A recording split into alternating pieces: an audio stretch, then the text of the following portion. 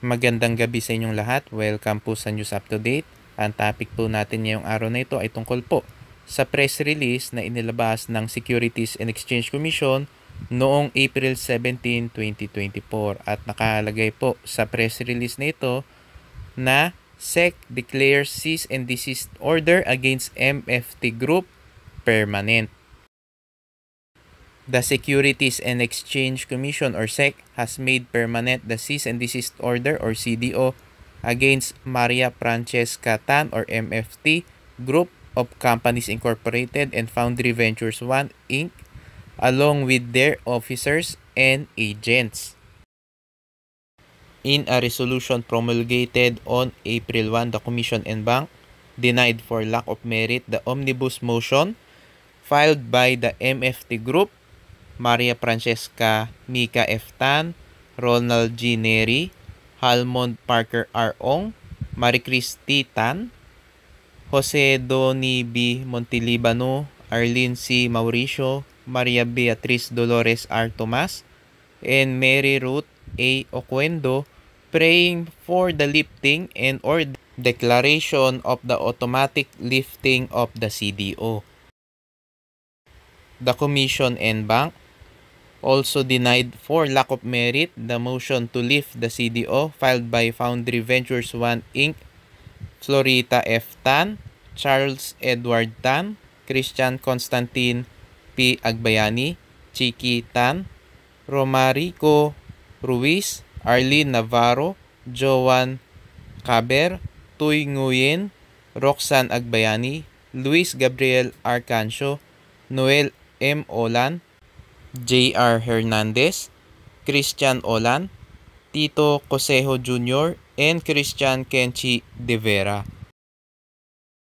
Under the resolution, MFT Group and Foundry Group are permanently ordered to stop the execution and issuance of new loan agreements and checks or promissory notes which are securities in the form of investment contracts and or evidence of indebtedness without the necessary secondary license from the SEC.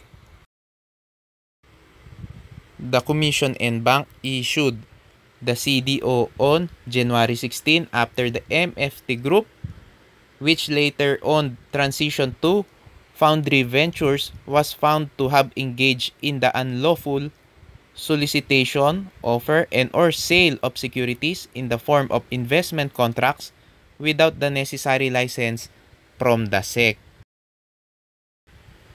Based on the complaints received and the independent investigation conducted by the SEC Enforcement and Investor Protection Department, the MFT Group organized public events where it solicited investments supposedly for startup companies in exchange for a guaranteed return ranging from 12% to 18% per annum. For this purpose, the MFT Group issued post-dated checks but the amounts indicated therein were not paid. According to the EIPD, the MFT Group deliberately used the term interest income to give semblance of legitimacy to the transactions which the group packaged as loans. Section 8 of Republic Act No. 8799 or the Securities Regulation Code provides that securities shall not be sold or offered for sale or distribution within the Philippines without a registration statement duly filed with and approved by the SEC. While registered as corporations, MFT Group of Companies and Foundry Ventures have not secured the required secondary license in the form of an approved registration statement and a permit to sell securities to the public as required under Section 8 of the SRC in relation to Section 3 of the 2015 SRC implementing rules and regulations. In its motion to lift the CDO, Foundry Ventures argued that the loan agreements that were issued were not securities in the form of an investment contract or evidence of indebtedness. Rule 26.3.5 of the Implementing Rules and Regulations of the SRC defines investment contracts as a transaction, contract, or scheme whereby a person invests his money or another person's money and or property in a common enterprise and is led to expect profits primarily from the efforts of others. Accordingly, the Commission and Bank held that the unauthorized investment scheme of MFT Group, which made use of loan agreements and checks, constituted an offer or sale of unregistered securities in the form of investment contracts and or evidences of indebtedness.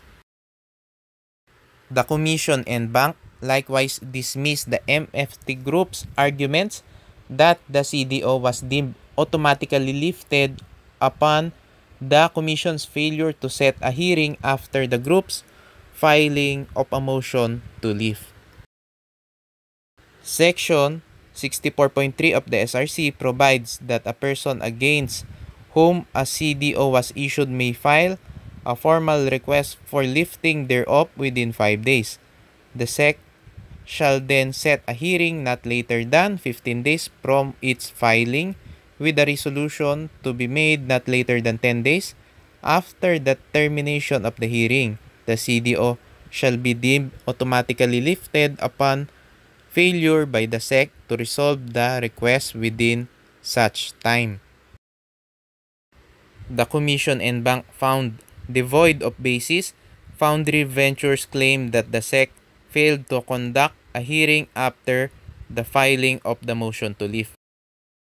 The concept of a hearing under Section 64 of the SRC in relation to Section 4.3 Rule 5 Part 2 of the 2016 Rules of Procedure of the SEC is broad enough to cover the entire proceeding covering a CDO issued by the Commission. The fact that the proceedings involving the CDO was not yet submitted for resolution necessarily precludes the automatic lifting thereof, precisely because it is the resolution which the Commission will issue that will determine if the CDO will be lifted or will be made permanent, the Commission and Bank ruled. The Commission and Bank also held that the MFT Group was incorrect in interpreting the aforementioned provision, citing the Supreme Court's decision in Palanca IV versus RCBC Securities Inc. in 2020, which states that securities laws in the country must be interpreted to ensure that its core principles, including the protection of investors, are carried out. Necessarily, as long as the violation subsists or that a violation will be committed, the CDO issued by the Commission should subsist and continue to have full force and effect. Otherwise, the purpose of Section 64 of the SRC will be negated, the Commission and Bank held.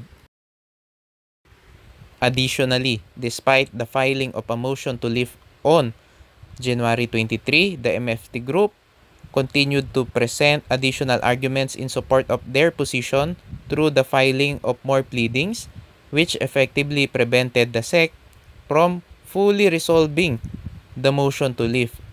The MFT Group had filed, among others, a notice to withdraw as movants, a motion for exclusion as respondent, a motion to suspend the proceedings, and an omnibus motion to declare the automatic lifting of the CDO. The Commission and Bank further stressed that the prohibition to use and dispose of the investments or assets obtained from unauthorized investment-taking activities is justified under the law as a necessary imperative to effectively protect investors and their investments. Section 2 of Republic Act No. 11765 or the Financial Products and Services Consumer Protection Act provides the consumer's right to protection of their assets against fraud and misuse. Mga kababayan, tuloy pa rin po yung inilabas na cease and desist order na inilabas ng SEC laban po sa MFT Group pati na rin sa Foundry Ventures 1 Incorporated. At yung CDO na yon ay permanente na po. So hindi po sila pwedeng manghingi ng investment sa publiko. Ang MFT Group pati ang Foundry Ventures 1 ay hindi po pwedeng manghingi ng investment sa publiko dahil pinigilan na po sila ng Securities and Exchange Commission at naglabas na nga po ng CDO at yung CDO ay permanente po. Mga kababayan, dapat po bago po kayo mag-invest sa kahit na anong kumpanya, dapat po i-check po ninyo yung mga legalities. Dapat kompleto sila sa legalities.